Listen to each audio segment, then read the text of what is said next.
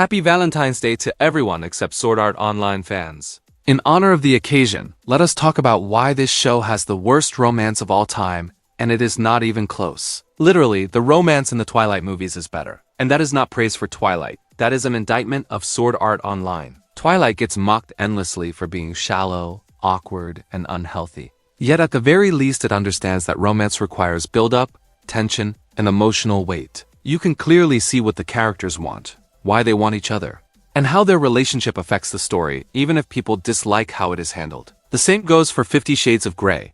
Those movies are widely criticized, often deservedly so, but they still make an effort to frame romance as a central conflict. There is chemistry, obsession, power imbalance, and consequence. It may be messy and uncomfortable, but it is at least intentional. The relationship drives the plot instead of being lazily stapled onto it. Sword Art Online does none of that. Its romance feels hollow, rushed, and unearned. Characters fall in love because the script says so, not because the story earned it. Emotional milestones are skipped, conflicts are glossed over, and intimacy is treated like a checkbox rather than something that develops naturally. It is romance by convenience, not connection. When two franchises that are almost universally ridiculed for their love stories still manage to look more convincing and coherent by comparison, that should be embarrassing.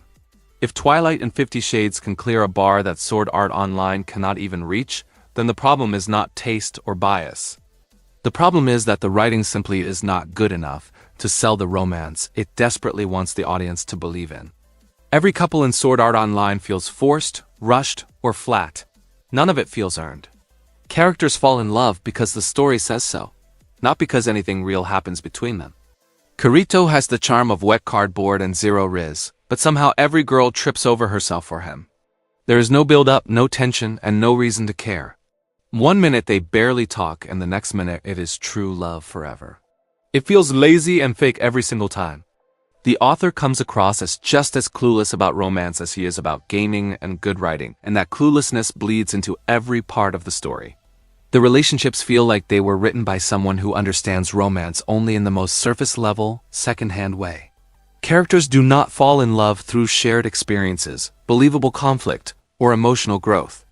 They just flip a switch and suddenly we are supposed to accept that this is deep, meaningful romance. It is the same problem with the gaming elements. The mechanics are shallow, inconsistent, and often make no sense to anyone who has actually played games. Systems exist only when the plot needs them, and disappear when they become inconvenient. That lack of understanding mirrors the way relationships are handled. Nothing is earned. Nothing is explored. Everything is rushed and taken for granted. Good writing requires awareness. It requires understanding how people think, how they connect, and how worlds function. Sword Art Online has none of that. Instead, it relies on shortcuts, cliches, and wish fulfillment. Romance becomes a reward instead of a relationship. Games become a backdrop instead of a system. Characters become props instead of people. The result is a story that feels hollow at its core. When the author does not understand the things he is writing about, it shows. And no amount of defending, excusing, or rewriting the intent can change the fact that the fundamentals were never there to begin with. For example, Kirito and Asuna start out not liking each other at all, and then out of nowhere they are madly in love. There is no slow change, no real growth, and no moment where it actually clicks. One episode they are snapping at each other, and the next episode they are literally married. It feels like several steps just went missing. They do not talk through their issues. They do not learn anything new about each other in a way that matters. The show just flips a switch and tells the audience to accept it. This is not romance, this is fast travel. Good relationships show change. Characters soften, clash, learn, and adjust. Kirito and Asuna skip all of that. The story treats love like a reward for surviving a few fights instead of something that builds over time. It feels hollow because nothing earns it. Because of that, their big emotional moments fall flat. When the show wants the viewer to feel something, there is nothing there to grab onto. It is supposed to be deep and touching, but it just feels rushed and fake, like the writers were in a hurry to check romance off a list. The way Kirito and Asuna meet is completely unrealistic from a story logic standpoint. They end up partying together because, supposedly, no one else wanted to group with either of them. That might be believable for a loser like Kirito, who is written as socially distant and deliberately isolated, but it falls apart the moment you apply that same logic to Asuna. The show wants the audience to believe that in a massive game full of male players desperate for competent teammates, no one approached her, noticed her, or tried to recruit her. In a real online game, that situation would play out very differently. A skilled player who also happens to be a real woman would not be quietly ignored or left without options. In most multiplayer communities, especially ones dominated by men, players actively seek out anyone who brings value to the group. Competence alone would make her desirable for a party, regardless of anything else. The show tries to sell the idea that Asuna is somehow unwanted or overlooked, but that clashes hard with how online spaces actually function. Parties form around usefulness, efficiency, and survival. People recruit strong players quickly, because doing so increases their own chances. The idea that she would be left drifting until the plot conveniently pairs her with Kirito feels less like realism and more like authorial wish fulfillment. This is where the fantasy breaks immersion. Instead of reflecting real player behavior, the world is bent to isolate her so the romance can happen faster. The social dynamics are simplified and distorted to force intimacy, rather than letting relationships develop through believable interaction. It is another example of the story choosing convenience over credibility. When a game world stops behaving like a game and starts behaving like a stage built solely to prop up the main character and his relationship, the illusion collapses. And once that illusion is gone, the romance feels less like something that happened naturally and more like something that was pushed into place no matter how little sense it makes. It feels less like two characters naturally finding each other, and more like the writer bending the entire game world out of shape to force a destined pairing. Other players effectively stop existing as thinking agents, so the romance can happen uninterrupted. The setting becomes a vacuum where only the main character matters. That is the real issue. The scene is not romantic or tragic, it is contrived. Instead of letting relationships form through believable social dynamics, the story clears the board and pretends the rest of the player base vanished. It is lazy writing, and it makes the relationship feel artificial right from the start. Kirito and Asuna do not even come across as people who genuinely like each other. For a large part of their early interactions, they are not drawn together by chemistry, affection, or shared emotional connection. They are working together out of necessity and obligation because the plot forces them into the same space. That is not romance. That is logistics.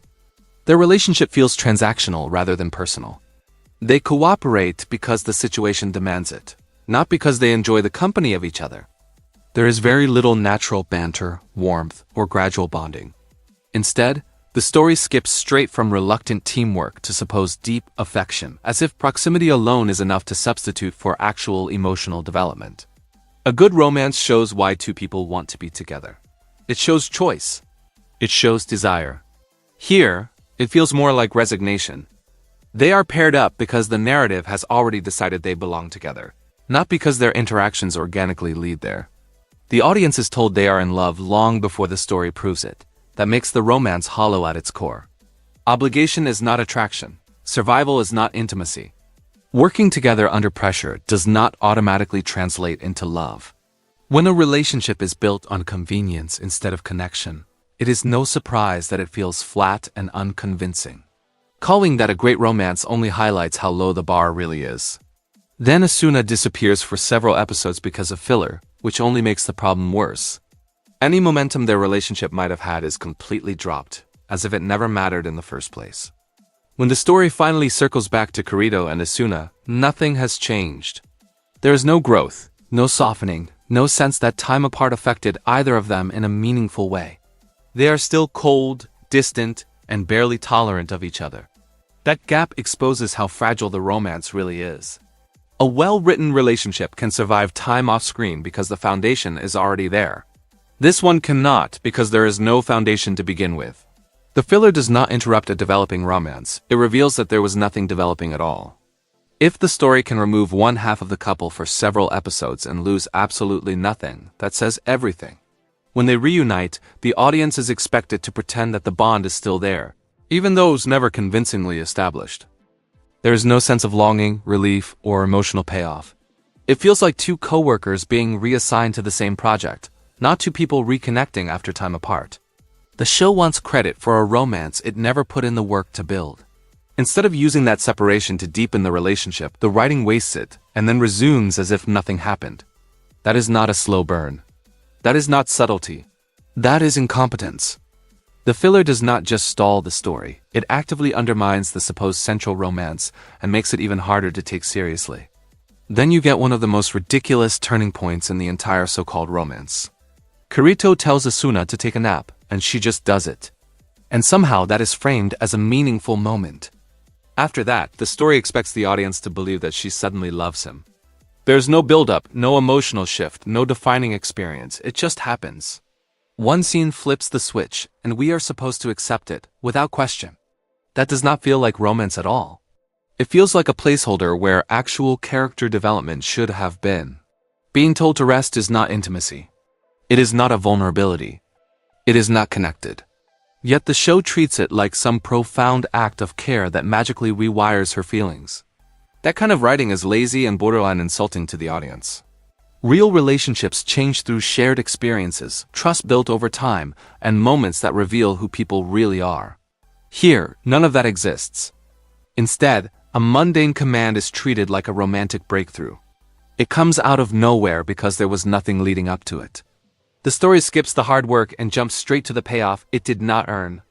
Moments like this make it painfully clear that the romance is not written, it is declared.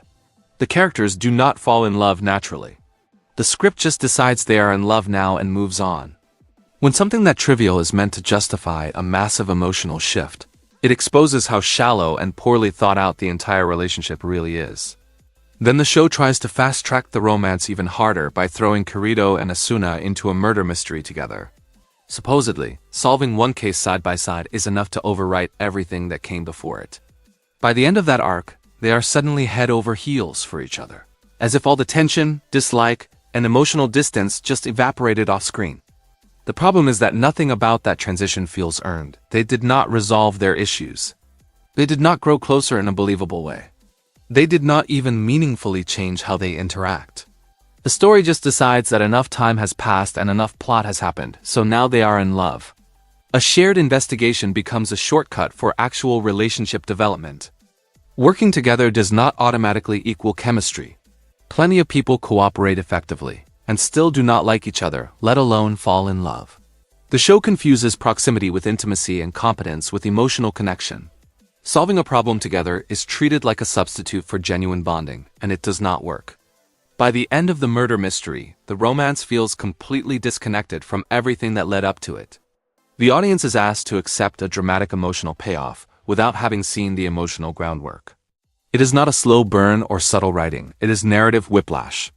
One moment they barely tolerate each other, and the next the show insists they are deeply in love. That kind of leap does not make the romance feel powerful. It makes it feel fake. Instead of watching two characters gradually come together, you are watching the writers shove them into a relationship and hope no one notices how little sense it makes. Then the show takes a complete detour. Instead of focusing on the death game premise that was supposed to be the entire hook of the series, Kirito and Asuna suddenly decide to play house. They buy a quiet cabin in the woods, and the story shifts into a low-stakes domestic fantasy. The tension disappears, the urgency disappears. The core idea of being trapped in a lethal game all but vanishes. This is where the show completely loses the plot. Thousands of players are still trapped and dying, but the narrative expects the audience to care about cooking meals, fishing, and pretending everything is fine.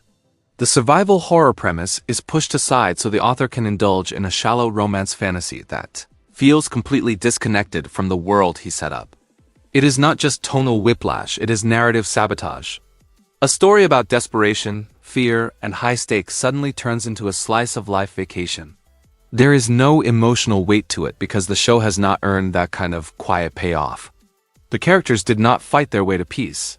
They just opted out of the main conflict while everyone else continued to suffer. This detour makes the romance feel even more artificial. Instead of developing under pressure, it is insulated from consequences. The cabin is not a reward for growth or sacrifice. It is an escape hatch from having to write anything challenging. The show abandons its own premise to prop up a relationship that still has not been convincingly built. At that point, Sword Art Online stops being about a deadly game and becomes pure wish fulfillment. The world freezes, the stakes are ignored, and the story bends itself around making the main characters comfortable. Once that happens, it is impossible to take anything seriously ever again. And when did Asuna even have the time to train her cooking skill, let alone max it out? The show never explains it because it cannot. She is supposed to be one of the most important frontline players in the entire game. Second in command of the strongest guild, constantly clearing floors and managing survival at the highest level. That kind of role would consume nearly all of her time and energy, yet somehow, off-screen, she becomes a master chef. This is where the writing completely collapses under its own contradictions. Skills in the game are not supposed to level themselves. They require time, repetition, and focus. If the rules of the world mattered at all, there would be a trade-off. But instead, the show ignores its own logic, so it can force Asuna into a domestic role that fits the fantasy it wants to sell. Rather than respecting her position as a leader and a fighter, the story reshapes her into a cute homemaker whose main purpose is to cook for Kirito and make the cabin feel cozy. Her competence shifts away from survival and strategy and towards serving the main character. It is not character growth. It is character reduction. The worst part is how transparent it is. The cooking skill does not exist because it makes sense for Asuna. It exists because the author wants to frame her as nurturing, gentle, and quietly supportive. Even if it contradicts everything previously established about her role in the world. The show bends reality to soften her, domesticate her, and make her fit neatly into a wish-fulfillment romance. Instead of letting Asuna remain a capable, driven leader in a brutal death game, the story sidelines that identity in favor of shallow appeal. It sacrifices consistency, world-building, and her own character just to make her more palatable to the fantasy it is chasing. And once again, the writing chooses convenience and indulgence over logic and integrity. The romance completely falls apart here as well, because Asuna suddenly cannot fight for herself anymore. A character who was introduced as one of the strongest frontline players, a leader and a capable fighter, is stripped of that agency. Instead of standing on her own, she is pushed into a position where she constantly needs Kirito to protect her. The shift is abrupt and completely unjustified by the story. Instead of growing, she shrinks. The story drags her backwards and calls it development. Any edge she had gets sanded down so she can fit neatly into the perfect girlfriend role. She exists less as a character and more as proof that Kirito is desirable. That is not romance improving a character. That is romance ruining one.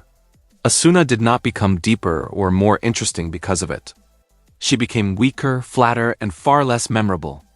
This is not character development, it is going back to square one. Nothing happens that would reasonably explain why Asuna becomes weaker, more passive, or less capable.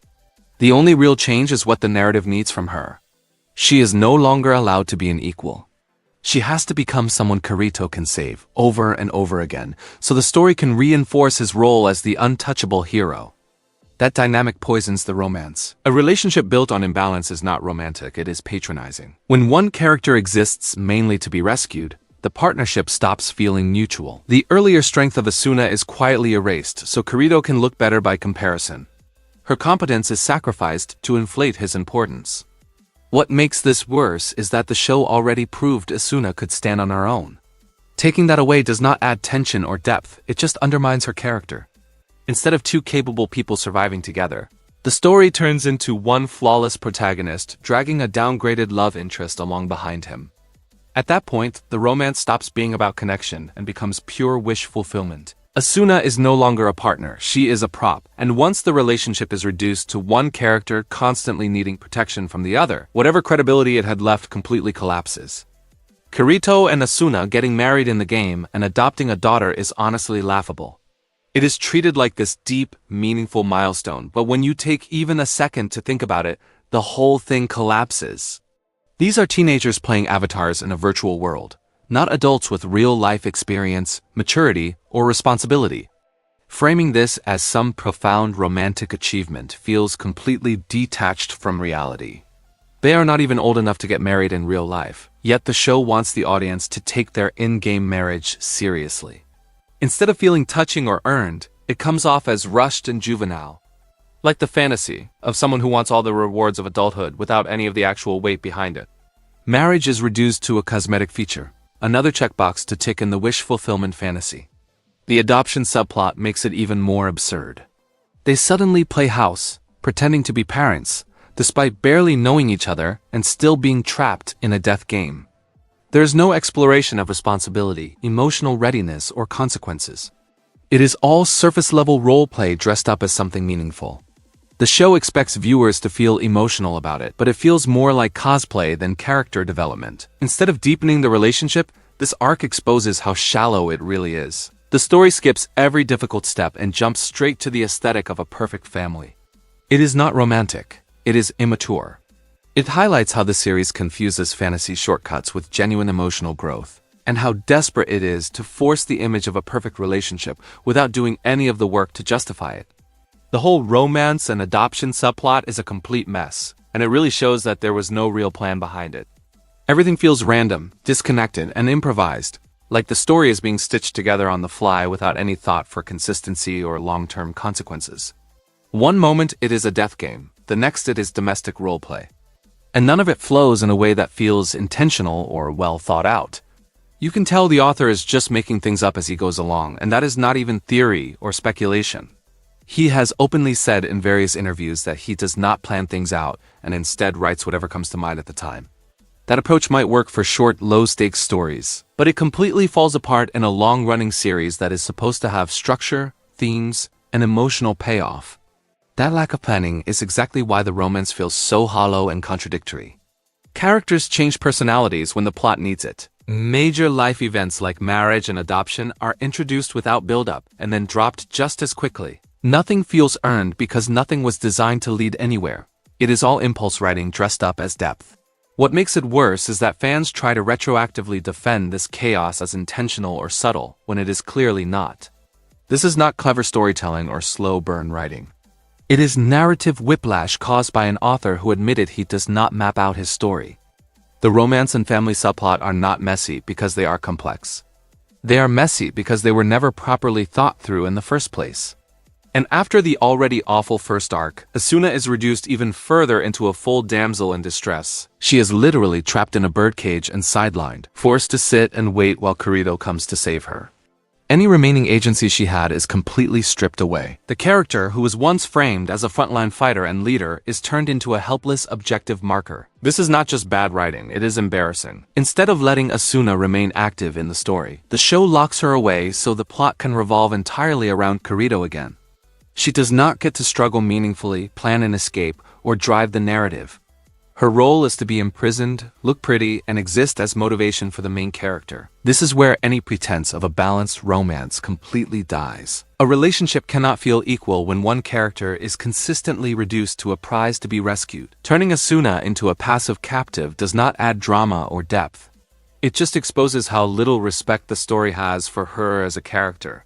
By this point, the series is not even trying. It abandons its own setup, its own characters, and any sense of growth in favor of cheap emotional manipulation. The birdcage is not just a plot device, it is a perfect visual summary of what the writing does to Asuna. This is not a romance at all. It is the repeated use of female characters as props whose only real function is to make Kirito look heroic, noble, and important. They do not exist as fully realized people with their own agency, goals, or meaningful choices. They exist to be impressed by him, rescued by him, or sidelined so he can shine. Whenever a female character shows competence or independence, it never lasts. The story inevitably strips it away and repositions her so Kirito can step in as the savior. Strength is temporary. Vulnerability is permanent.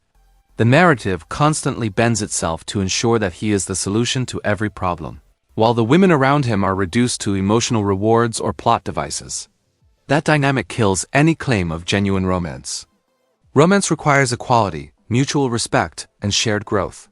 What Sword Art Online offers instead is validation fantasy. The women are written to admire Kirito unconditionally, depend on him constantly, and revolve around his presence. Their struggles are not their own. They are excuses for him to look better. Calling this romantic is generous to the point of dishonesty. It is not about connection or partnership. It is about elevating one character at the expense of everyone else, especially the female cast. When characters are treated as tools rather than people, the result is not love. It is lazy wish fulfillment pretending to be depth. Kirito and Asuna literally had never met each other in real life before the ending of this arc, and the show just expects you to ignore that fact entirely. They build this massive, life-defining relationship almost exclusively inside a virtual space. Then treat it as if it automatically translates into something deep and permanent in the real world. That makes no sense, and the story never even tries to justify it. They do not know each other outside of avatars, stress situations, and curated moments inside a game. They have no real understanding of the daily lives of each other, personalities outside survival mode, or how they function as actual people. Yet the show acts like this does not matter, as if logging out would not fundamentally change everything about their dynamic. Any realistic story would at least acknowledge how fragile that kind of bond is. Virtual proximity under extreme circumstances is not the same thing as real intimacy. People act differently when their lives are on the line, and even more differently when they are behind a screen. But Sword Art Online skips that entirely. It treats in-game interaction as a perfect substitute for real connection, because questioning it would expose how rushed and artificial the romance actually is. This is another example of the series refusing to engage with the implications of its own premise. The moment you think about it for more than 5 seconds, the relationship falls apart. The show wants the emotional payoff of a lifelong romance without doing the work of showing how it could realistically exist beyond the fantasy space. And instead of addressing that gap, it just pretends it is not there. You do not feel a sense of romance at all because none of it develops naturally. Everything about it feels forced. Like the story is pushing the relationship forward, whether it makes sense or not. Moments that are supposed to feel intimate or meaningful come across as hollow because they are not built on genuine emotional progression. Instead of letting feelings grow through believable interaction, conflict, and choice, the show jumps straight to the outcome it wants. Characters are declared to be in love without the groundwork to support it. The audience is told how to feel rather than shown why those feelings exist. That disconnect makes it impossible to get invested. Romance should feel earned. It should feel like something that emerges naturally from shared experiences and mutual understanding. Here, it feels imposed from above by the writing, not discovered through the characters. When a relationship is pushed this hard without proper build-up, it does not come across as romantic. It comes across as artificial, rushed, and ultimately empty. Lisbeth falling in love with Kirito makes no sense as well. He is rude to her from the start, talks down to her, and acts like he does not care at all. There is no charm there. There is no kindness. He barely treats her like a friend, let alone someone worth falling for. Then suddenly she is deeply in love with him because he helped her once and swung a sword a few times. That is it. That is the whole reason. Being slightly helpful is not a personality, and it is definitely not romance. If being cold and dismissive is all it takes, then the bar is buried underground. Her feelings come out of nowhere and go nowhere. It feels like she exists only to add another name to the list of girls who like Kirito for no reason. Instead of giving her real development, the show just uses her as proof that Kirito is special. Even when his behavior says the opposite, it is not sweet, it is not tragic. It is just lazy writing pretending to be romance. It is genuinely hilarious how Lisbeth is portrayed as heartbroken over Kirito being with Asuna when she literally met him the day before. The show treats this like a serious emotional blow, as if a deep romantic bond was shattered, when in reality, they barely know each other. There was no time, no build-up, and no meaningful connection that would justify that kind of reaction. This is not romance, it is emotional inflation. The story takes a brief, shallow interaction and exaggerates it into dramatic heartbreak, because it wants easy angst without doing any of the work. Feelings are treated like instant status effects that activate the moment Kirito enters the room. It makes the characters feel less like people and more like switches flipping on demand. What makes it worse is how transparent the intent is. The reaction of Lisbeth is not there to develop her character. It exists to reinforce the appeal of Kirito and to frame him as someone women naturally fall for almost immediately.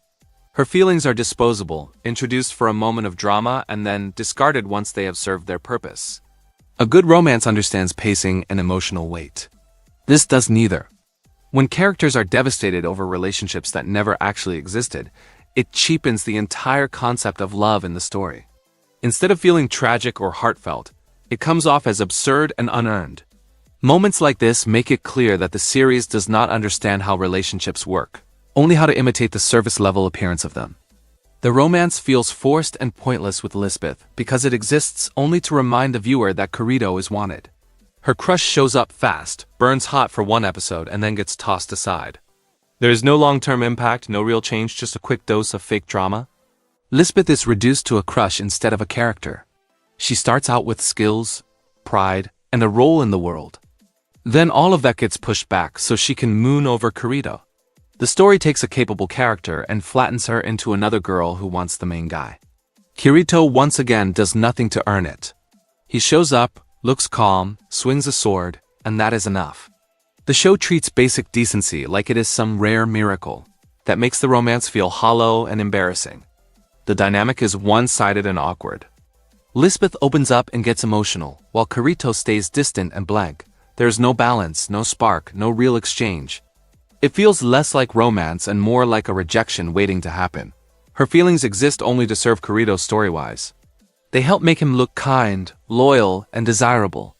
Once that job is done, her crush is quietly shut down. That makes her feelings feel used and disposable. It adds nothing meaningful to the story. The plot would work the same without it.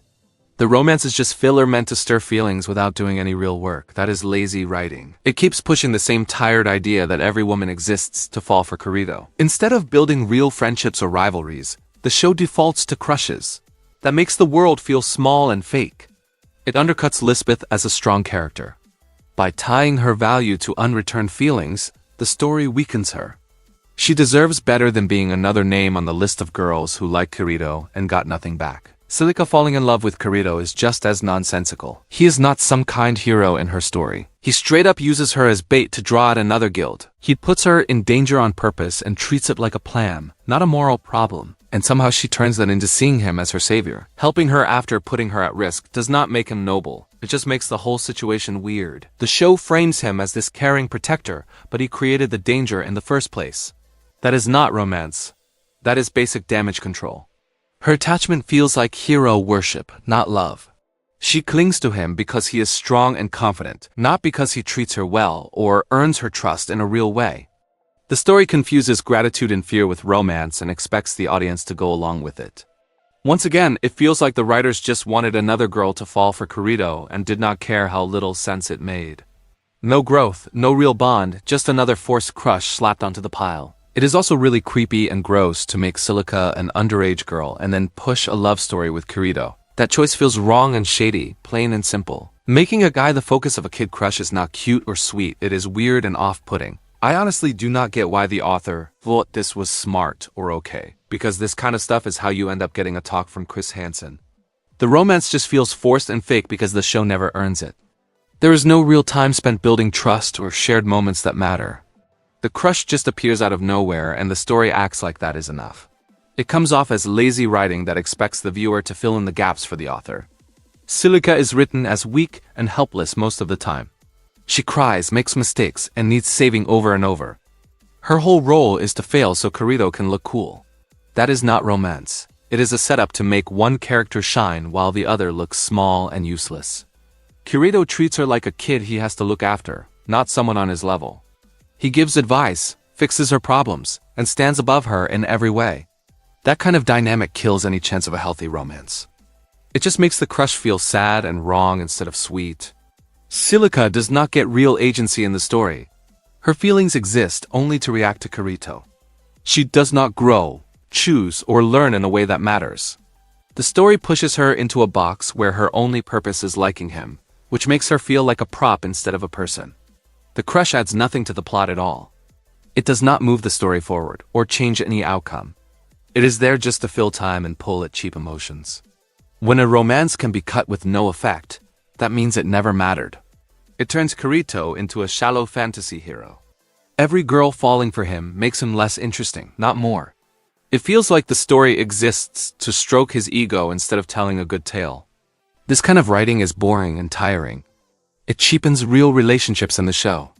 Instead of deep bonds built on shared pain or growth, the series throws in fast crushes.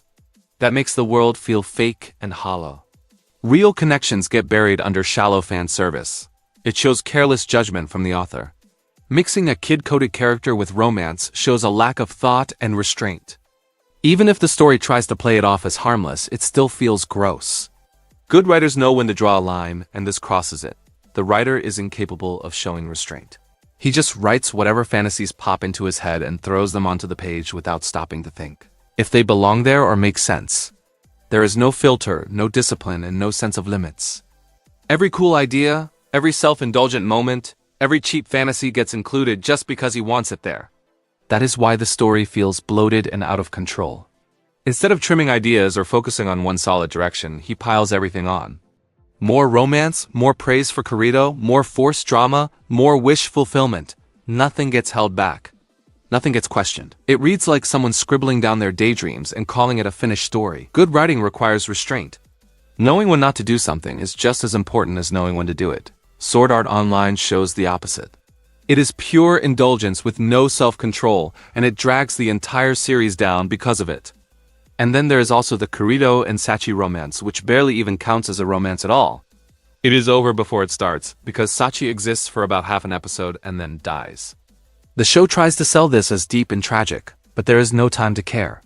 We barely know her, yet the story expects her death to carry huge weight. It feels cheap and fake.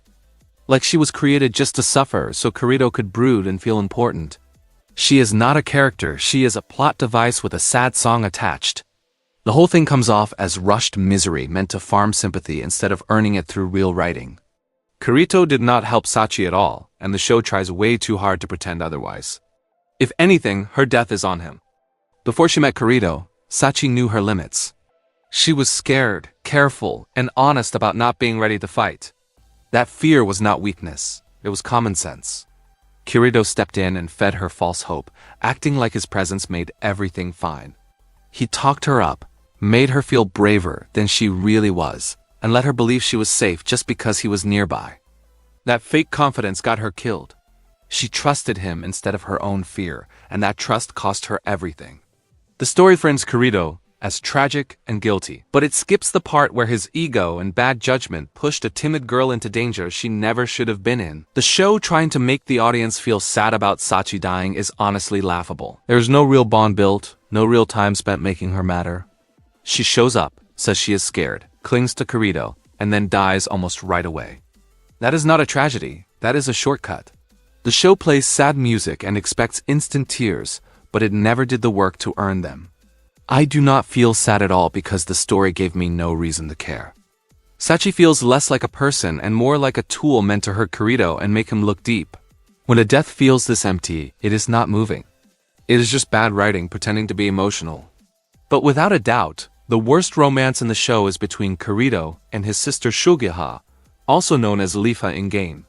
It is creepy, awkward, and completely unnecessary.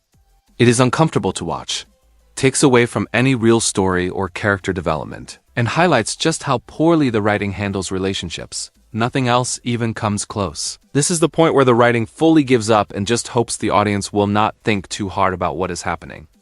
The show spends time reminding us that they grew up as siblings, lived under the same roof, and see each other as family, and then decides to push a crush anyway. It is awkward from the start and only gets worse the more the story leans into it. Instead of shutting it down cleanly, the show drags it out for drama and treats it like some tragic love story. Including her in the harem is not romantic or cute, it is disturbing and adds a gross layer to an already messy anime. Sword Art Online keeps pushing boundaries in all the wrong ways. And this is a perfect example of how uncomfortable and poorly thought out it really is. The author can literally create any hot girl in the world to fall in love with Kirito, and he chooses his stepsister? What was he thinking? It makes no sense and just comes across as lazy and gross. Instead of writing a story with interesting characters and real tension, the author went for the most awkward and disturbing option possible. Sword Art Online tries to be romantic and exciting, but moments like this make it feel ridiculous and uncomfortable. It feels like a shortcut, as if the story does not care about originality or thoughtful storytelling. If I were writing a harem story, I would have literally anyone else fall in love with the main character instead of a family member. There are countless options for interesting, original, and compelling love interests, so choosing someone related makes no sense. It is lazy, uncomfortable, and ruins any chance of creating believable or engaging romantic dynamics. A good story does not need to rely on awkward or disturbing relationships to grab attention.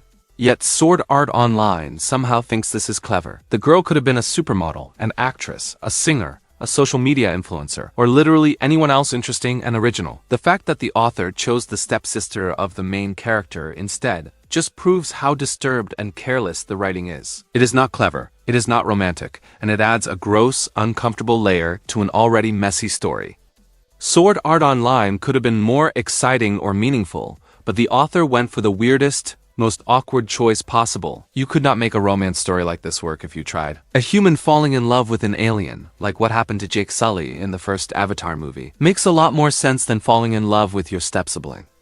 It is completely unrealistic and uncomfortable, and Sword Art Online forces the story into a situation that no one in real life would find believable. The romance feels awkward, forced, and gross, making it one of the worst parts of the series. A good writer like Stephen King or J.R.R. Tolkien would not even be able to make a romance between siblings work, let alone the writer of Sword Art Online. The concept is too awkward, uncomfortable, and unrealistic to be handled well, and the writing of Sword Art Online is nowhere near skilled enough to pull it off. It shows how weak and careless the storytelling is, and why the romance with Suguha feels forced, gross, and completely unearned. I do not even know which is worse, this or falling in love with a dog like in my life as Inukai-san's dog. Both are completely absurd and disturbing, but at least one is intentionally ridiculous and campy. Sword Art Online tries to play the romance with Suguha seriously, which makes it even more uncomfortable and poorly written. It is hard to take any of it seriously when the story pushes such awkward and unrealistic relationships.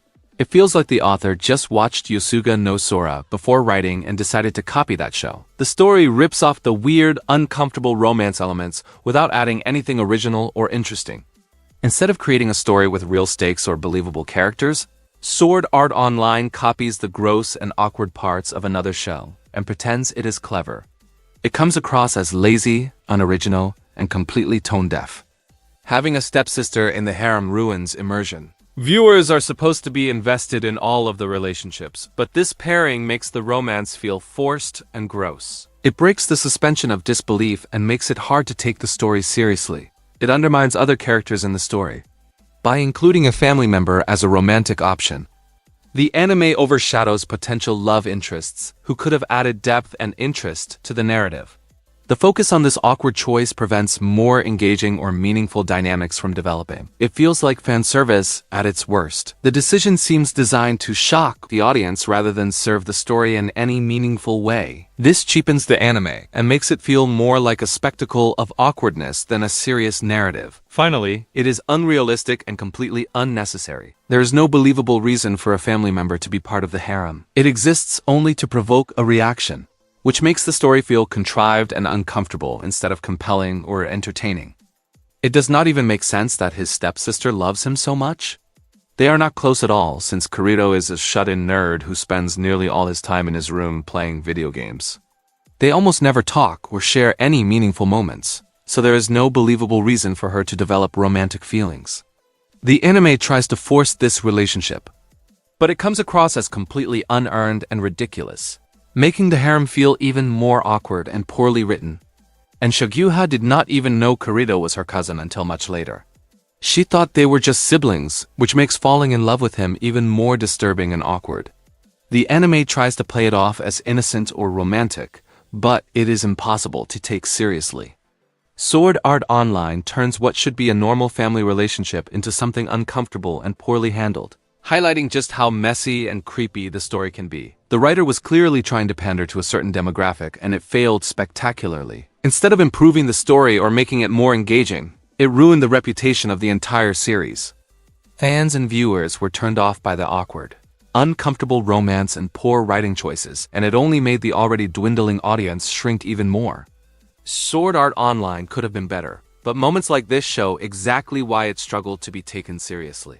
If Kirito is the self-insert for the writer, then is this his ultimate fantasy? His own sister falling in love with him? That is disturbing and uncomfortable to even think about. It makes the story feel less like a real narrative and more like a bizarre wish fulfillment.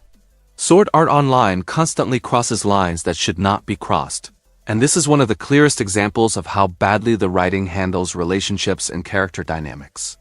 You know what? I just looked it up, and apparently the author has 2 younger sisters. Someone really should check if they are okay. Knowing the way he wrote Kirito and Suguha makes it feel uncomfortably close to real life, and it is hard not to worry about how twisted his ideas about relationships might be. It just adds another layer of creepiness to an already awkward and poorly written series. The author did not write a story where the hottest girl in school falls in love with the main character like Marin Kitagawa in My Dress-Up Darling, or where a famous and rich actress falls in love with him, or where a goth baddie falls in love with him, or where the prom queen falls in love with him. Instead, he chose his own sister. That says a lot. Out of endless normal and harmless options that most guys actually fantasize about, the writer picked the one option that is creepy and uncomfortable. It does not feel bold or deep. It feels strange and wrong. This choice says more about the writer than it does about the story, and it makes the whole series feel awkward, careless, and hard to defend. I do not have a sister, but if I did, I would never even think about her falling in love with me. That thought would never cross my mind. It is completely unnatural and uncomfortable. Family relationships should be about trust, care, and support, not awkward romantic feelings. Sword Art Online turning this into a plot point is disturbing and shows just how badly the story mishandles basic human relationships.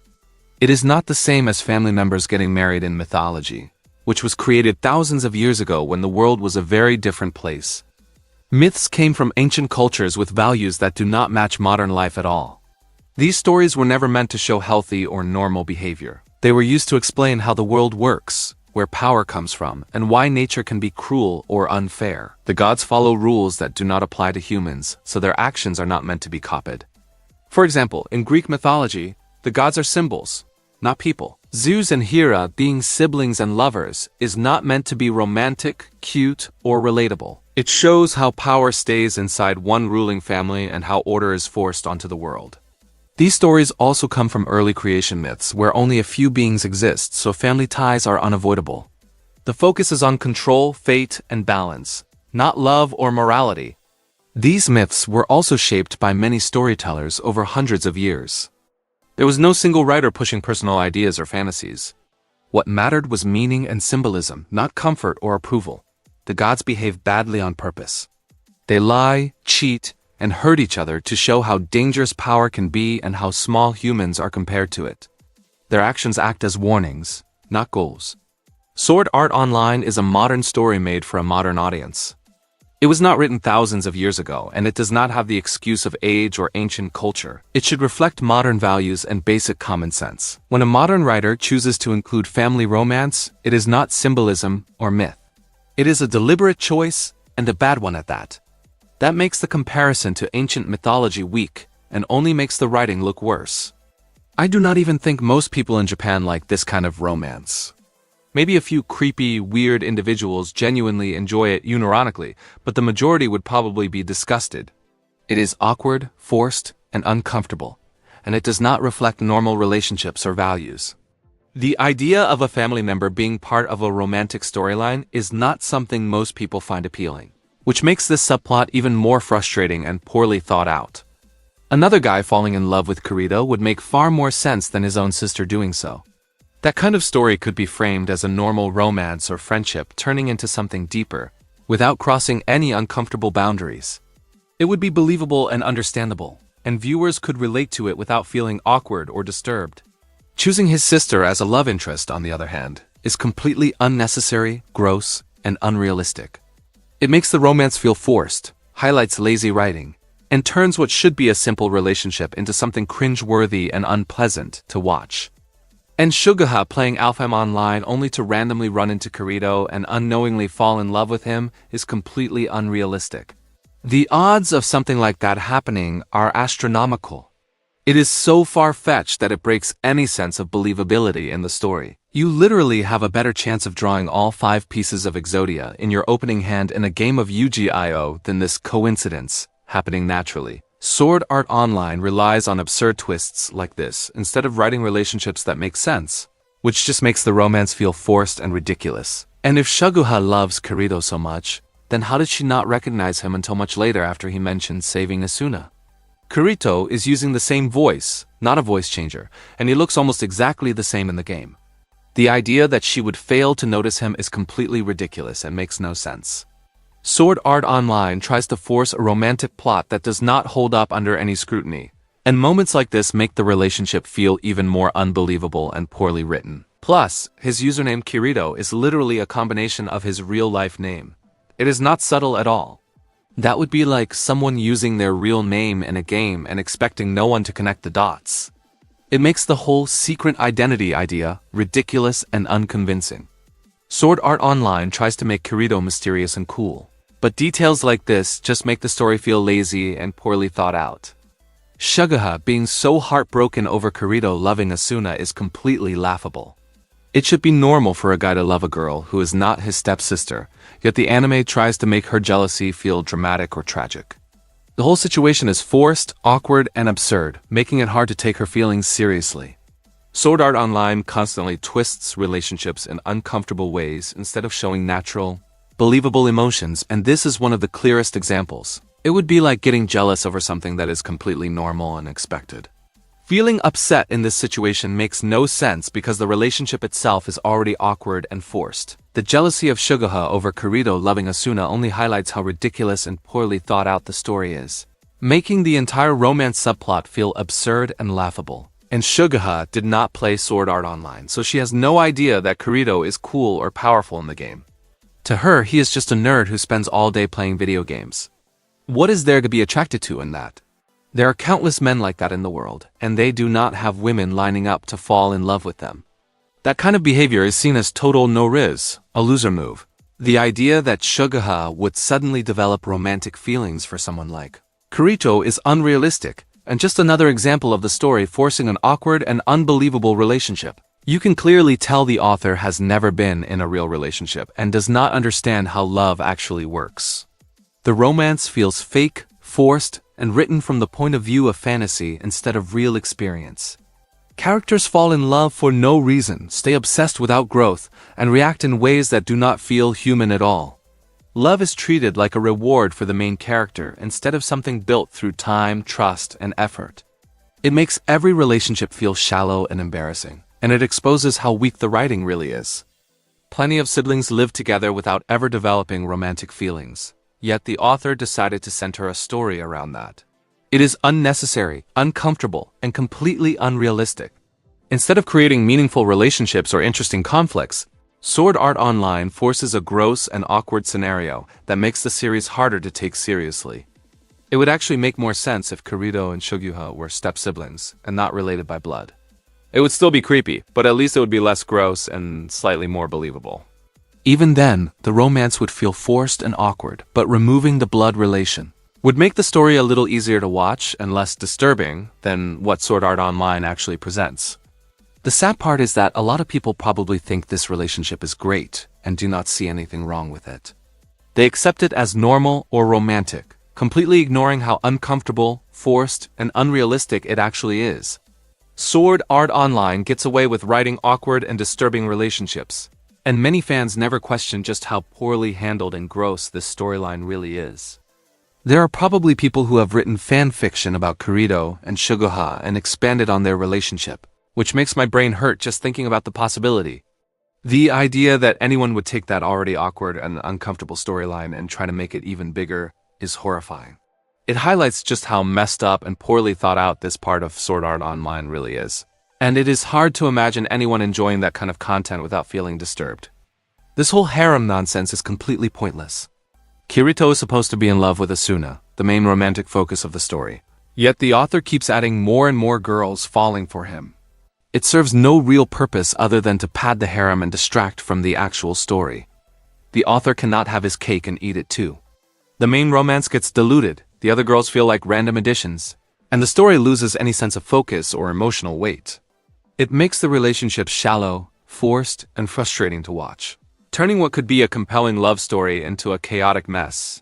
The funny thing is that the Japanese voice actress for Sugaha also voices the main female lead in Oremo, which is another series from the same studio that explores sibling love. It is kind of ironic and adds another layer of awkwardness when you think about it. Fans of both shows might notice the connection, and it just highlights how Sword Art Online leans into uncomfortable and poorly handled relationship dynamics. It makes total sense why the fairy dance arc of Sword Art Online is widely considered the worst one. The dumb, forced romance alone is already enough to disgust viewers and make them stop watching. The story becomes awkward, uncomfortable, and poorly paced, and the ridiculous relationships overshadow any of the action or plot that might have been interesting. It is easily the low point of the series and a perfect example of how bad the writing can get. And this is not even getting into the story of the fairy dance arc, which is also terrible.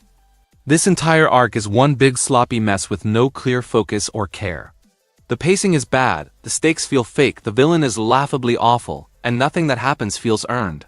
It takes an already weak show and somehow drags it even lower. Every bad choice piles on top of the last one until the whole thing collapses. It would almost be impressive how badly it fails if it was not so sad to watch. What do you think about the romance between Kirito and Sugaha?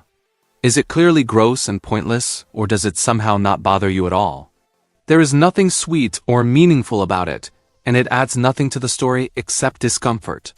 It feels forced, lazy, and written only to shock or bait certain viewers. Anyone defending it has to ignore how strange and wrong it feels on every level. So be honest, does this plotline ruin the arc like it does for many people, or are you one of those fans who actually enjoys it and pretends nothing is wrong?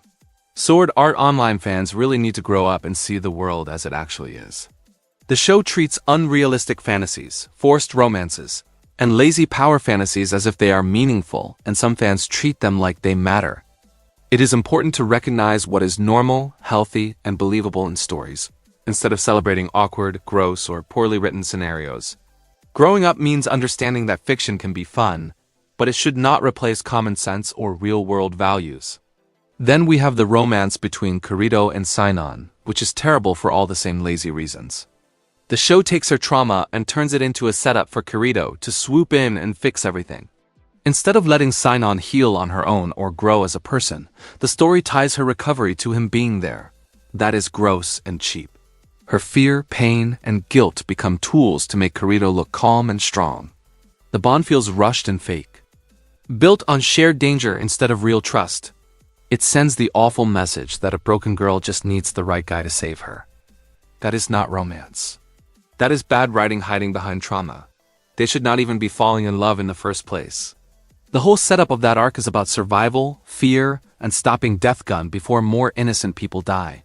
That should be the focus. Instead, the show keeps dragging things back to romance like it cannot help itself. It kills the tension and makes the threat feel smaller. When characters are supposed to be hunting a murderer inside a deadly game, watching them stumble into a love story just feels dumb and misplaced. The romance distracts from the mystery, weakens the stakes, and makes it clear. The writers care more about pairing Kirito with another girl than telling a tight story about the game and the danger inside it. The romance cheapens Sinon as a character because it cuts her down instead of lifting her up. She is supposed to be strong, independent, and confident, yet the story keeps tying her worth to Kirito being there. Instead of letting her stand on her own, it makes her lean on him for comfort and safety. Her strength gets pushed to the side so the show can frame him as her anchor. That ruins what made her interesting in the first place. She stops being a skilled fighter with her own drive and turns into another girl who needs Kirito to feel whole. That is not growth. That is the story giving up on her just to force another romance. The romance repeats the same tired pattern where Kirito is treated like the answer to everything. Sinon has skill, focus, and a clear goal, yet the story still bends around him at every turn. Instead of letting her lead her own arc, it keeps putting him at the center. That makes her feel less important in a story that should have been hers. The romance jumps past real trust and replaces it with shared danger. They fight together and face fear. Then the show pretends that it equals love. That is not a real bond. That is panic and stress being mistaken for feelings. Once the danger fades, there is nothing solid holding the romance up. It weakens the main conflict in a big way. Death Gun is supposed to be the focus and the real threat. Every time the story stops to push romance, the danger feels smaller and less urgent. A killer on the loose should not take a back seat to flirting. Sinon loses her edge once romance enters the picture. Early on, she is sharp, calm, and deadly serious. After Kirito shows up, she gets softer and more unsure in ways that feel forced. It is like the show cannot allow a woman to stay strong without tying her emotions to a guy. Kirito never has to change for her at all. Sinon opens up, faces her fear, and exposes deep pain. Kirito stays the same quiet hero he always is. A romance where only one person grows is not balanced or fair. The story sidelines her past once Kirito becomes involved. Her trauma and choices stop being about her journey and start being about how Kirito helps her through them. That shift steals focus from what made her story matter in the first place. The pairing feels like pure fan service. It exists because the show wants another girl linked to Kirito. There is no real need for it in the plot. It feels planned to please fans instead of telling a strong story. It even robs Sinon of a clean win. Stopping Death Gun should have been her moment alone. Instead, the story makes it another shared victory with Kirito. Even her biggest success does not fully belong to her, which is a shame and a waste. And the funniest part is that Asuna is sitting there watching the Bullet of Bullets tournament the whole time. She can literally see Kirito flirting with Sinon, getting close to her, and sliding into another emotional romance right in front of her eyes. The show does not even try to hide it. That is not brave or cool, it is just a bad look. It makes Kirito seem unfaithful and selfish, like he cannot go 2 minutes without pulling another girl into his orbit. If he is supposed to be serious about Asuna, then this behavior makes him look fake and shallow. Instead of loyalty, he comes off as someone who collects girls while his actual partner watches from the sidelines. The show wants this to feel harmless, but it just makes Kirito look like a jerk who does not respect his own relationship. And the whole part where Sinon retrieves the Caliber sword after Kirito throws it away in Alpha Online is pure cringe. The scene tries so hard to be meaningful, but it just feels desperate and awkward. She wants him to keep the sword so he will think of her every time he uses it, which is not romantic. It is needy. Instead of standing on her own, she ties herself to his weapon like a keepsake. It turns a strong fighter into a reminder object. The moment feels forced and embarrassing, like the show is begging the audience to see their bond as special. All it really does is underline how hard the story is pushing this romance when it does not belong there at all. The romance overall just does not work at all. None of it feels planned or earned. It feels like the writer is just throwing ideas at the wall and hoping people clap. One episode a girl matters, the next she is forgotten. Then a new one shows up out of nowhere. There is no care, no thought, no clear direction. The romances clash with the plot, the tone, and even each other. It feels sloppy and careless, like the writer never stopped to ask if any of this made sense. Instead of building strong characters and a solid story, he keeps making things up on the fly and calling it romance. The result is a mess that hurts the show more than it helps it. The romance between Kirito and Alice is just as dumb and poorly written as everything else.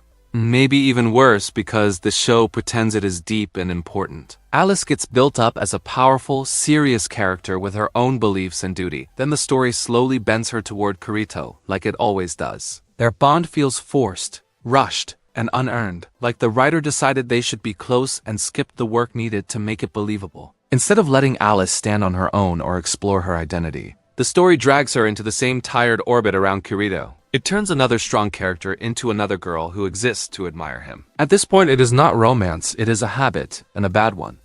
The romance also comes out of nowhere and makes no sense at all. When Kirito and Alice meet again, they are straight up trying to kill each other. There is hatred, fear, and violence between them. Then suddenly, the story flips a switch and expects the audience to believe they are falling in love. There is no slow change, no real reason, no build-up. It feels fake and stupid. The show skips over all the hard parts and jumps straight to feelings like that is how people work. It makes their connection feel hollow and forced, like the writer got bored of conflict and rushed to romance instead. Instead of being intense or meaningful, it just looks sloppy and ridiculous. Like with every other girl, the writer has to make her seem weak and submissive just so Kirito can look cooler. Strong women do not stay strong for long in this story. The moment Kirito steps in, they start doubting themselves, leaning on him, or needing his approval. Their power gets toned down so he can shine brighter. It is cheap and lazy. Instead of letting characters stand side by side, the story keeps pushing them down so Kirito can stand above them. This pattern is obvious, tired, and insulting. It makes the girls feel less like real people and more like props meant to boost his image. After a while, it stops being subtle and just feels embarrassing. The part where Alice goes into the real world and still loves Kirito is honestly hilarious. She is a robot, built from code and rules, yet the show wants this to feel like deep human love. It just does not work. Watching a machine wake up in the real world and still cling to Kirito like nothing changed feels absurd. The story skips over how strange and disturbing that should be and jumps straight to romance. Instead of asking real questions about identity or free will, it turns Alice into another girl who exists to adore him. It is not moving or deep. It is silly and hard to take seriously. The show wants this to feel meaningful, but it just looks like another forced pairing that ignores its own logic. The romance is just forced and out of place from start to finish. It never feels like it belongs in the story being told. The point should be survival, danger, mystery, and the rules of these deadly games, yet the show keeps shoving romance into every gap it can find. It breaks the flow and kills the tension. Instead of letting moments breathe or letting the stakes speak for themselves, the writer keeps stopping to push feelings that do not fit. The romance does not grow naturally out of events. It is jammed in like an afterthought that somehow takes over everything. When every arc bends toward love instead of the actual conflict, it becomes clear the writer cares more about pairing Kirito with girls than telling a strong story. The result feels messy, awkward, and desperate, like the show does not trust its own premise to be interesting without constant romance glued on top of it. And Kirito is written so ridiculously that even the male characters start orbiting him too. It is not just the girls lining up to admire him, the guys also treat him like some perfect legend who can do no wrong. They praise him, trust him right away, and act impressed no matter what he does. It feels like everyone in the story exists to validate him. No one questions him in a meaningful way, and no one ever truly challenges his role.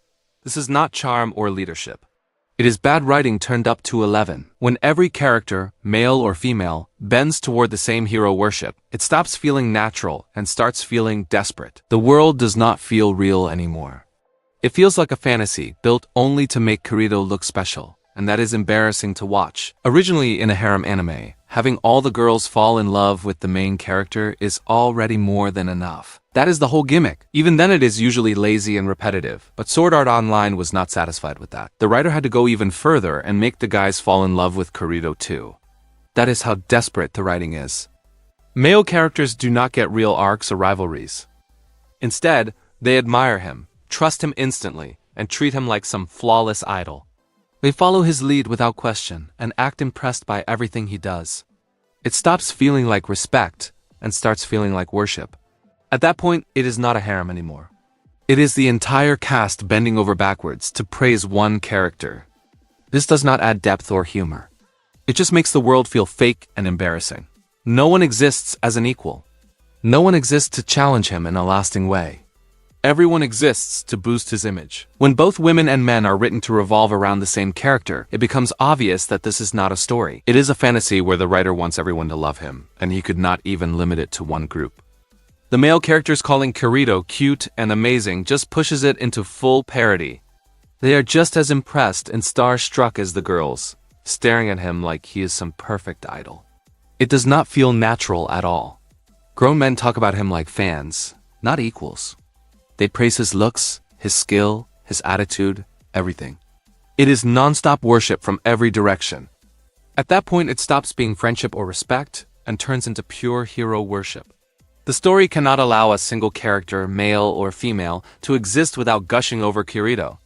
It is ridiculous and embarrassing. Instead of real bonds, rivalry, or tension, you get a cast of people who all act head over heels for the same guy. That is not good writing. That is the author bending the whole world to tell the audience how amazing Kirito is, over and over again.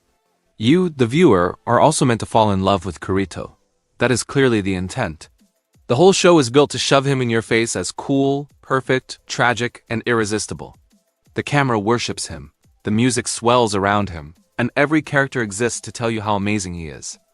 The writer is not subtle about it.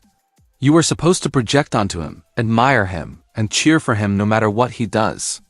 And yeah, I am sure a lot of dumb people watching this garbage actually do fall for it. They eat up the power fantasy, the praise, the non-stop validation. They see Kirito winning, getting worshipped, and collecting love interests, and they think that is good writing. That is exactly who this show is made for. But it does not work if you are paying attention. If you think even a little, the illusion falls apart. Kirito is empty, fake, and ridiculous. There is nothing there to fall in love with except the fantasy itself. So no, not me. I am not buying what the show is selling. And the fact that it relies so hard on the audience being dazzled instead of convinced just proves how weak it really is. I do not think Kirito is cool or impressive at all. I think he is a poorly written mess of a character. He has no real depth, no real struggle, and no meaningful growth. Everything comes easy to him because the story bends to make sure he always wins. That is not strength. That is bad writing doing all the work for him. He is not skilled in a way that feels earned. He has just declared the best, and the story expects you to accept it. He is not charming. He is bland. He is not complex. He is empty. The show keeps telling you he is amazing instead of showing it in a believable way. When a character needs constant praise from the entire cast to seem important, that means he is not actually interesting on his own. Nothing about him feels human. He barely reacts, barely changes, and barely reflects on anything in a way that matters. He is just a blank power fantasy meant to be projected onto. That does not make him cool. It makes him boring. The only impressive thing about Kirito is how much the story has to lie and cheat to make him look good. So the dumb people can swoon over Kirito all they like. They can gush about how cool he is, how deep he is, how amazing he is, and pretend he is some legendary character. That is their problem. If they want to fall for a hollow power fantasy wrapped in bad writing, nothing is stopping them. I am not one of those people. I am not impressed by a character who never earns anything and never truly struggles. I am not moved by forced praise, fake depth, and non-stop wish fulfillment. Kirito does nothing for me because there is nothing there. I am not going to pretend he is cool just because the show screams it at me over and over again. If swooning over Kirito means shutting your brain off and accepting whatever the story throws at you, then yeah, count me out. I would rather dislike him honestly than fake admiration for a badly written character just to fit in. It is obvious that Kirito is just the author wish fulfillment self-insert. He is not written like a real person. He is written like a fantasy of what the author wants to be. He is always the best at everything, always right, always calm, and always admired. He never earns this respect in a real way. The story just hands it to him. Every other character exists to make him look amazing. They praise him, trust him, fall in love with him, or step aside so he can shine. They do not feel like people with their own lives. They feel like props placed around him to clap and nod. Even when someone disagrees with him, it never lasts. The story always bends back to proving Kirito was right all along. He never faces real consequences. Mistakes do not stick. Trauma only exists to make him look deep, not to change him. He does not grow because he is already written as perfect. That makes him boring and fake. A character who cannot fail is not strong. He is hollow. This is why the world of Sword Art Online feels so empty. It is not a story about many people surviving or struggling. It is a story about one guy being amazing while everyone else exists to react to him. That is not good writing. That is ego on the page, and it shows in every single arc. The author has even admitted he is bad at video games and was never a high-level player, and that just makes everything worse. He straight up wrote Kirito and Asuna from a wish to be a top player instead of from real experience or skill. That explains a lot. Kirito is not written like someone who understands games or competition. He is written like someone imagining what it would feel like to be perfect at them. That is pure wish fulfillment. This pretty much confirms what the show already makes obvious. Kirito is not a character, he is a fantasy stand-in. He is what the author wanted to be, not what makes sense in the story. That is why Kirito wins every fight, learns everything fast, and gets endless praise. It is not earned. It is dreamed up. The games do not feel real because the writer never lived in that world.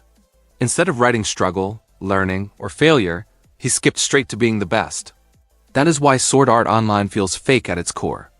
It is not a story about gamers or survival. It is a power fantasy written by someone projecting his wishes onto the page, and it shows every single time Kirito does something impossible, and the story bends over backwards to clap for him. Sword Art Online is nothing but slop. There is no other word for it. It is messy, careless, and thrown together with no real thought or craft. Ideas are introduced and dropped. Characters act however the plot needs them to, and nothing feels planned or polished. It plays like a rough draft that somehow got animated and sold as a finished product. What makes it even more embarrassing is that I have seen plenty of content generated by artificial intelligence. That is genuinely better written. Those stories at least try to keep things consistent, build characters, and follow basic logic. Sword Art Online cannot even manage that. It relies on hype, repetition, and shallow fantasy instead of structure or skill. When a supposedly professional series gets outdone by automated writing, that says everything. It is not misunderstood, underrated, or complex. It is just bad, and the fact that it is still taken seriously is honestly ridiculous. As you can see, Sword Art Online has the worst romance in anime history, and it is not even close. This is not a hot take or a tough call. Everything about it fails. The romances are rushed, forced, shallow, and badly placed. Characters fall in love for no reason, stay in love without growth, and lose what made them interesting the moment romance starts. Strong female characters get weakened, serious plots get distracted, and emotional moments feel fake and unearned. The story keeps repeating the same mistake over and over and never learns from it. At some point, it stops being accidental and starts feeling careless. The romance does not add depth, heart, or meaning. It drags the entire show down. Instead of enhancing the story, it exposes how sloppy and lazy the writing really is. Honestly, the romance in Rent a Girlfriend is better, and that is saying a lot because that show is a mess too. It is awkward, drawn out, and full of bad choices, but at least it knows what kind of story it is telling. The romance is the point, even when it is annoying. Characters act stupid, but their actions still follow their feelings most of the time. Sword Art Online does not even manage that. Its romance is random, careless, and shoved into stories where it does not belong. Rent a Girlfriend at least tries to build tension and conflict around love, even if it fails half the time. Sword Art Online just throws girls at Kirito and calls it depth. One show is messy but trying. The other feels lazy and clueless. That alone makes Rent a Girlfriend slightly more competent, which is honestly embarrassing for Sword Art Online. It is genuinely baffling that people like Sword Art Online at all. Not just enjoy it, but defend it as if it is good. There are so many better movies, shows, and anime out there with real writing, real characters, and stories that actually make sense. Sword Art Online has none of that. It has a decent idea and then completely wastes it with lazy plotting, shallow characters, and non-stop bad romance. People praise it because it looks flashy and because it was popular, not because it is well made. Strip away the hype and there is nothing left but sloppy writing and wish fulfillment nonsense. Calling it good just shows low standards or blind nostalgia. When compared to what anime is capable of, Sword Art Online is embarrassing, and the praise it gets makes no sense at all. Sword Art Online is not good, and it never was good. Not at the start, not later, not in hindsight. It was terrible from beginning to end. The writing was sloppy, the pacing was broken, and the characters were thin and hollow. Every arc wasted its own premise, rushed past anything interesting, and doubled down on the worst choices possible. The romance was forced, the drama was fake, and the emotional moments were unearned. Strong ideas were introduced and then thrown away like they did not matter. Instead of improving, the show kept repeating the same mistakes over and over. What makes it worse is how confident it is while being this bad. It acts like it is deep, tragic, and meaningful when it has done none of the work to deserve that tone. Characters fall in love for no reason, villains exist just to be evil, and Kirito is written like a power fantasy instead of a human being. The story constantly chooses shortcuts instead of real development. Nothing is allowed to grow naturally. Everything is rushed, shallow, and poorly thought out. Looking back does not redeem it either. Nostalgia does not fix bad writing. A cool concept does not excuse terrible execution. Sword Art Online failed at storytelling, failed at characters, and failed at romance, and it never learned from those failures. From start to finish, it is a mess that pretends to be important while offering nothing of real value. Sword Art Online is not good because it was never meant to be good in the first place. It was not written with care, planning, or long-term thought. It started as a quick story written for a contest, nothing more. When it went over the page limit, the writer did not refine it or rethink it. He just dumped it online and moved on. That shows in every part of the story. There was no real structure behind Sword Art Online. No clear plan for characters, themes, or arcs. Things happened because the writer felt like it at the time, not because they make sense. Plot points appear and vanish. Characters change based on convenience. Romance shows up whenever the writer wants drama. It all feels impulsive and sloppy. This was a story written on a whim, and it never outgrew that phase. Instead of being rewritten or cleaned up, it was stretched into a full series without fixing its core problems. That is why it feels so messy and careless. Sword Art Online is not a misunderstood masterpiece. It is exactly what it looks like. A rushed idea that was never meant to be this big, never polished, and never improved. The fans who worship this dumpster fire are honestly pathetic. They treat Sword Art Online like it is the greatest achievement in recorded human history, as if nothing better has ever been written or animated. Any criticism gets brushed off, and every flaw gets defended no matter how obvious it is. They confuse personal attachment with quality and act like liking it makes them deep or cultured. What makes it worse is how hard they overpraise it. They call it complex, emotional, and meaningful when it is none of those things. They cling to surface-level drama and power fantasy nonsense and pretend it is genius. It feels like they have not watched or read anything else. Because the moment you compare Sword Art Online to actually well-written stories, it completely falls apart. Instead of admitting it is flawed junk they happen to enjoy, they prop it up like a sacred text. That kind of blind worship is embarrassing. Liking bad media is fine. Pretending it is a masterpiece and attacking anyone who disagrees is not. At that point, it is not about the story anymore. It is about ego, nostalgia, and refusing to admit they fell hard for something that was never that good to begin with. The funniest part is the hypocrisy from the fans. They love to say Sword Art Online is amazing and that everyone already agrees it is great, so it does not need defending. They act like it is some untouchable classic. But then they turn right around and spend all their time defending it anyway. If it was really that good, they would not be this insecure about it. They jump into every discussion, every comment section, and every critique like it is a personal attack. Any criticism, no matter how mild, gets met with excuses, coping, and long defenses. They say it speaks for itself. Yet they never shut up about why you are wrong for not liking it. That alone says everything. Deep down, they know it does not hold up. If Sword Art Online was truly as great as they claim, it would not need constant damage control.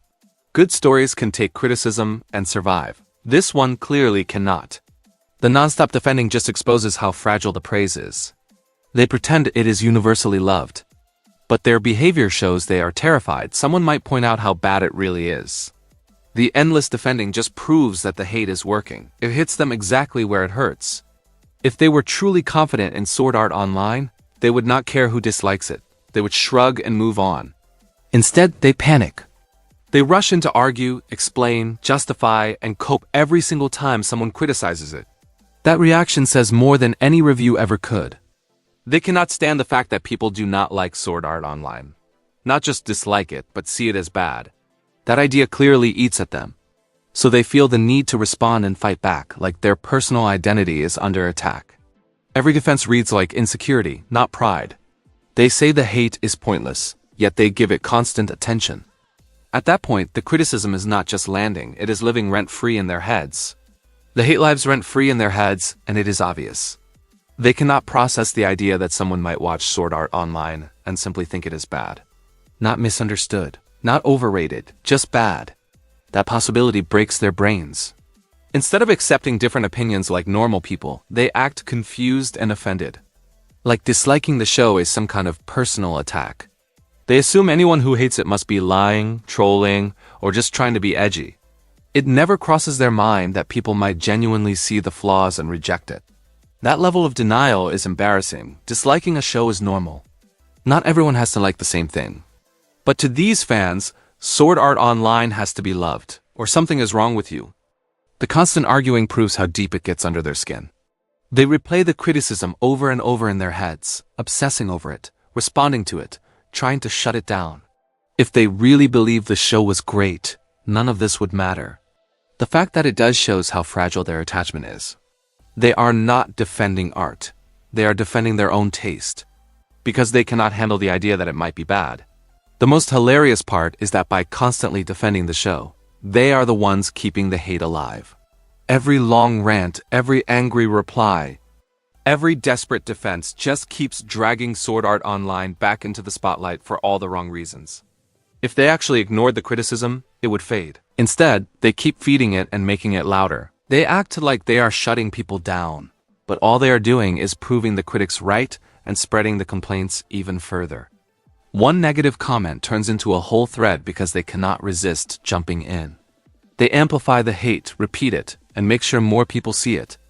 At that point, they are doing the work for the critics. So in the end, they are their own worst enemy.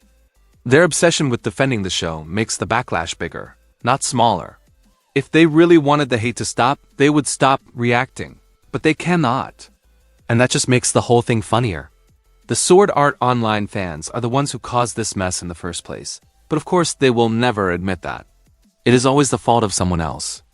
Critics are too harsh, haters are too loud, people are being unfair. Anything except taking responsibility for their own behavior.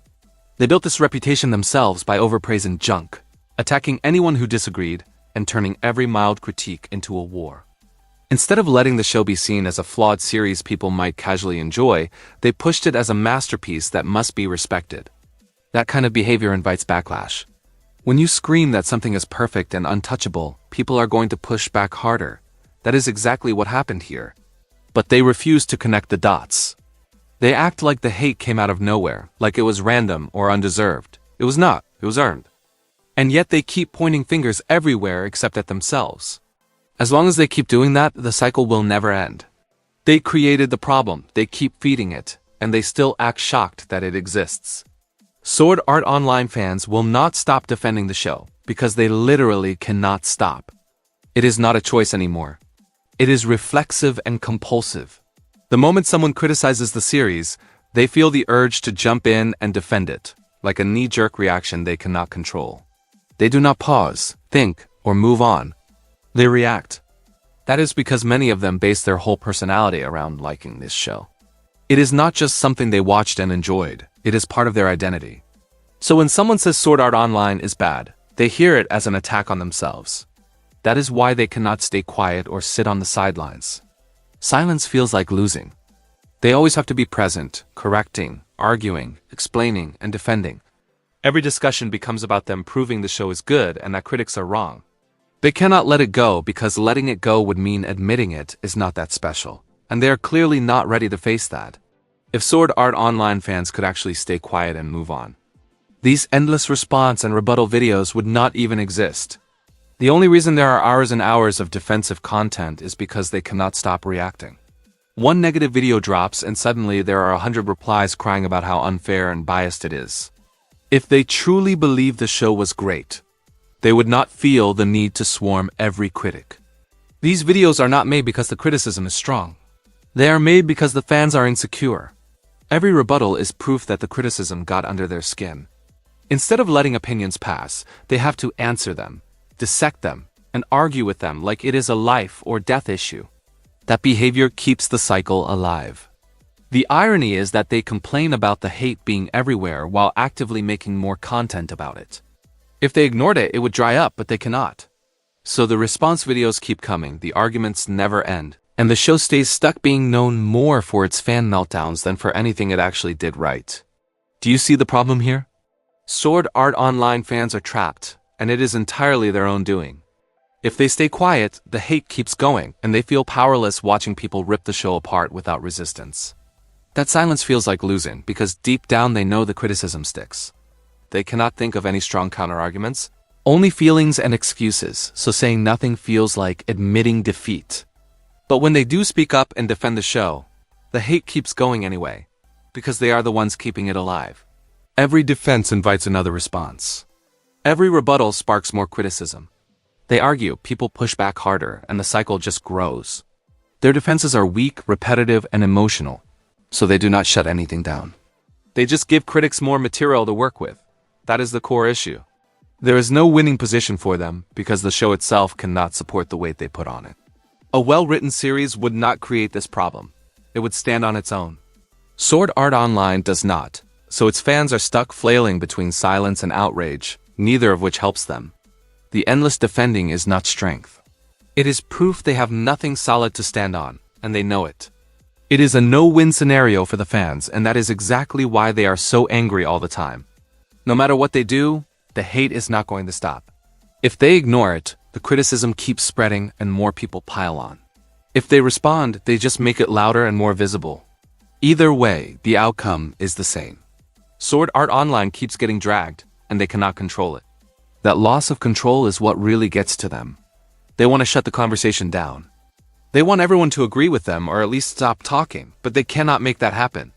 The criticism does not fade, and it does not get disproven. It just keeps coming back in new forms from new people, saying the same things. That is why they lash out.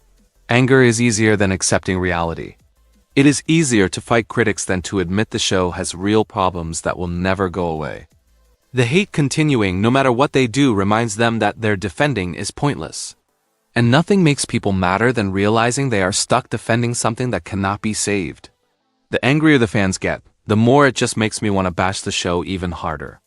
At that point, it stops being about the series itself and starts being about their reactions. Watching them melt down, rant, and panic over criticism is honestly more entertaining than the show ever was. Their outrage just proves how thin-skinned and insecure they are about it. They could diffuse the whole thing by not reacting or responding, but they never do. Every angry reply, every defensive rant just adds fuel. So yeah, the spite builds naturally. If they are going to throw tantrums over people hating Sword Art Online, then mocking it becomes even more satisfying. They are the ones turning criticism into a sport. All I am doing is responding to how ridiculous they act. Sword Art Online has, without question, the worst fanbase of all time. There is no competition. Find me a fanbase that is more defensive, more insecure, more hostile to criticism, and more obsessed with pretending their favorite show is untouchable. And I will give you $100. You cannot, because nothing else comes close. Other bad fanbases at least have limits. They argue, then move on. Sword Art Online fans do not move on. They swarm, deflect, deny, and cope endlessly. Every flaw gets an excuse. Every critique gets treated like an attack. They cannot accept that people dislike the show, and they lose their minds over it. That level of obsession is rare, and not in a good way.